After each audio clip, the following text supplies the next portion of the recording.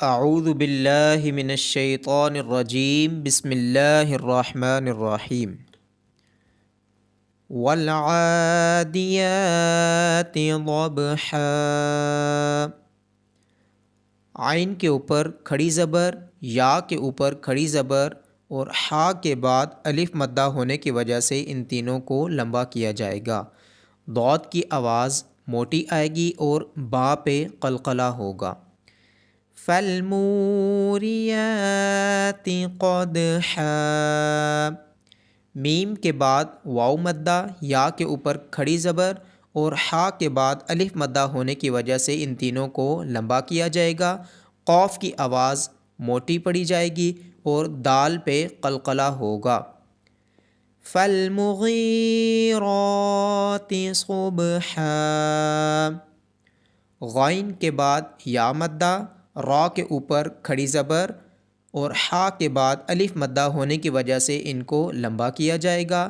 غین، را اور صاد کو موٹا پڑا جائے گا اور با پہ قلقلہ ہوگا۔ فَأَثَرْنَ بِهِ نَقْعًا۔ ثا کی آواز نرمی سے ادا کی جائے گی، را اور قوف کو موٹا پڑا جائے گا۔ عین کی آواز گلے کے درمیان سے آئے گی۔ عین کے بعد الف مدہ ہونے کی وجہ سے عین کو لمبا کیا جائے گا۔ قوف کو موٹا پڑنے کے ساتھ ساتھ اس پہ قلقلہ بھی کیا جائے گا۔ فَوَسَطْنَ بِهِ جَمْعًا۔ تو کو موٹا بھی پڑھا جائے گا اور تو پہ قلقلہ بھی ہوگا۔ ہا کے نیچے کھڑی زیر ہونے کی وجہ سے اور عین کے بعد الف مدہ ہونے کی وجہ سے ان دونوں کو لمبا کیا جائے گا۔ ان الانسان لربه لکنود۔ نون مشدد ہونے کی وجہ سے اس نون پہ غنہ کیا جائے گا۔ یہاں نون ساکن کے بعد حروف اخفا میں سے سین ہونے کی وجہ سے نون ساکن پہ اخفا ہوگا۔ را کو موٹی آواز کے ساتھ پڑھا جائے گا۔ ہا کے نیچے کھڑی زیر ہونے کی وجہ سے اور نون کے بعد واو مدہ ہونے کی وجہ سے ان کو لمبا کیا جائے گا اور دال پہ قلقلہ ہوگا۔ وَإِنَّهُ عَلَى ذَلِكَ لَشَهِيدٌ۔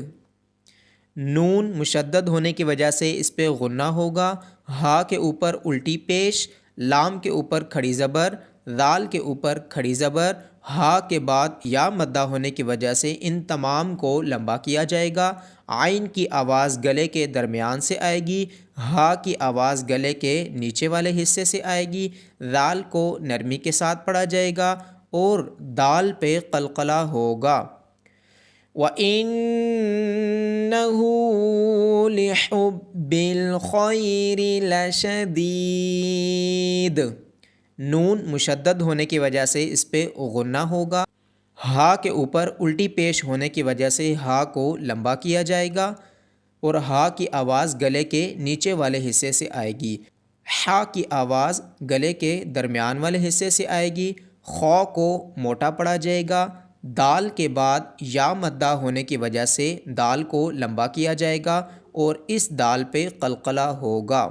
افلا يعلم اذا بعثر ما في القبور۔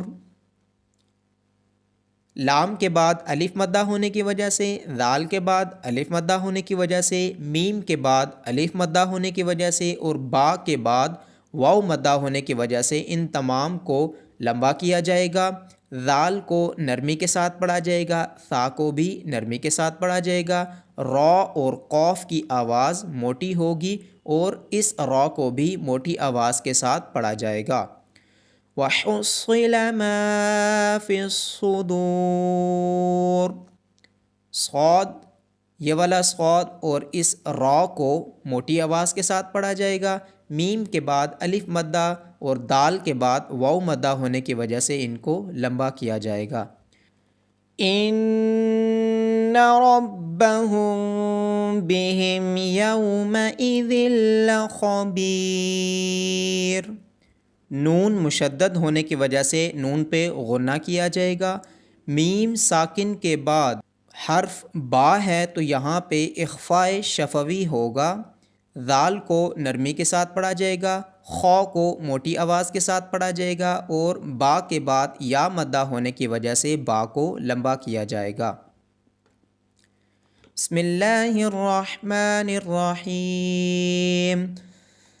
والعادیات ضبحا فالموریات قدحا فالمغیرات صبحا فأثرن به نقعا فوسطن به جمعا إن الإنسان لربه لكنود وإنه على ذلك لشهيد وإنه لحب الخير لشديد أفلا يعلم إذا بعثر ما في القبور وحصل ما في الصدور إن ربهم